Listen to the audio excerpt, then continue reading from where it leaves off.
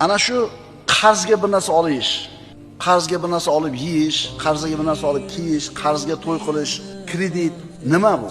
Bu inson o'zining ertangi kunini bugun sotib qo'yishi.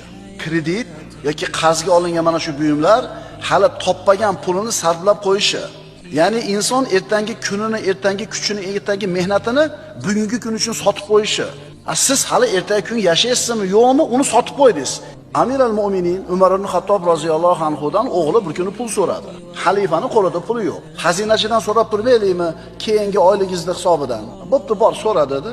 Borib turib xazinachiga aytdi. Otami keyingi oyligini hisobidan, keyingi maoshini hisobidan menga pul berib turasiz ekan dedi. Xazinachi xalifa buyurdi deb shart qildimi?